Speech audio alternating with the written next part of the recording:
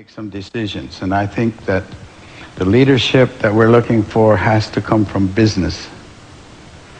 Very, very important now, because business carries more authority, and they carry the economics of the world. Today, we're bound together much closer than we were so many years ago, 1,000 years ago.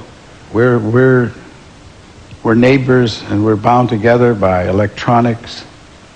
We're bound together by technology. And the world has become, quote, a market.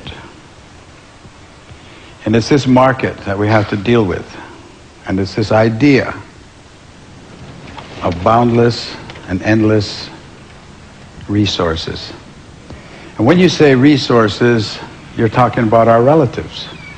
You're talking about our family. Fish are our family. It's not a resource, it's a family. It requires all the respect. The structure of the world itself is such. It functions on natural law, and the natural law is a powerful regenerative process. There's a process of regeneration that continues and grows and is endless. It's absolutely endless if everyone agrees to the law and follows the law. But if you challenge the law and you think you're going to change the law, then you're bound to failure. And then that failure will be a lot of pain, because the natural law has no mercy. It is only the law.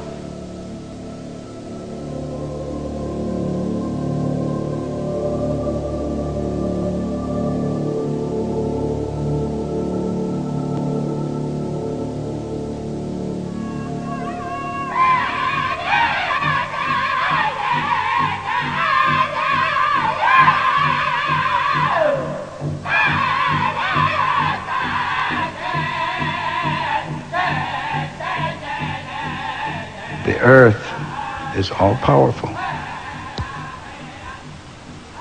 Wasn't made here for human beings. He said we're part of it. But we don't have to be here, because the earth has its own process.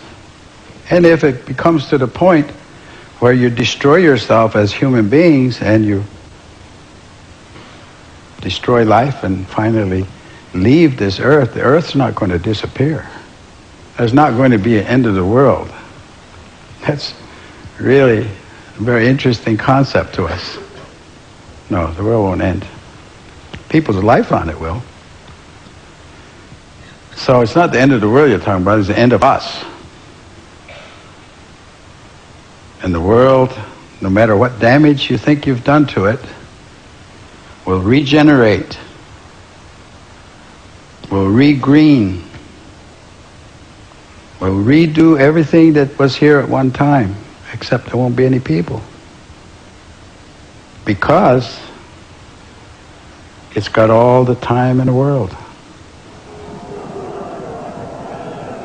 I said, now, as you're coming down the final stretch, you're racing towards the finish, and there is the stone wall, and you're not pulling your horse.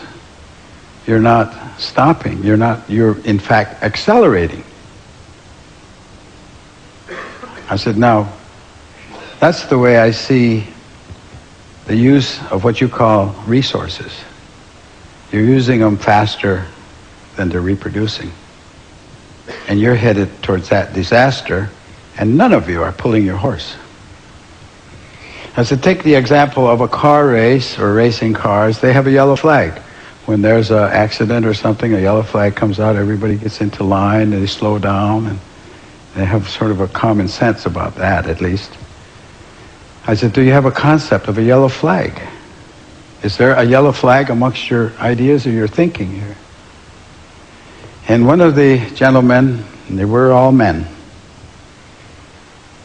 maybe 50 to 60, 65, he said, you know, he said, I understand what you're saying, but to answer your question, no, we can't. We can't pull our horse, as you say, because, he said, we have to show a profit. As a CEO, I must show a profit. If I don't show a profit, he said, I'm fired. Simple as that. I'm out of a job. I have to show a profit. I said, to who?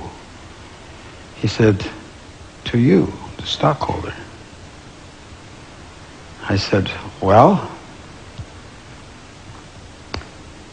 are you married? He said, yes, I am. I said, do you have children? He said, yes, I do. I said, do you have any grandchildren? He said, I have two boys. I said, when do you cease to be a CEO and become a grandfather?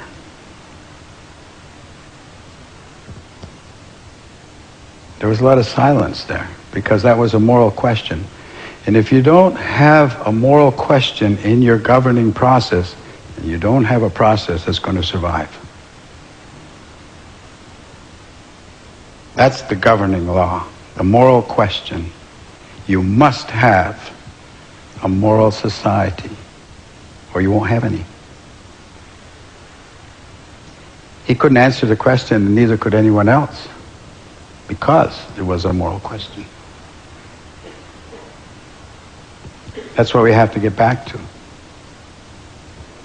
So they said, well, got kind of heavy silence there. So they said, look, you're an Indian, and we keep hearing about Indian prophecies. Can you give us a prophecy? Can you tell us a prophecy? And of course, I told him a lot, because I know a lot of them. But at that particular moment, I said, certainly I can. And I can guarantee it. I said, really? Well, what is it? I said, next year you'll meet and nothing will have changed. And again, there was silence. We're moving in a very direct line to that stone wall. I do not believe personally that we have passed the line or the point of no return. But we're approaching it. We're approaching it. And every day that you don't do what's right is a day that you've lost an option.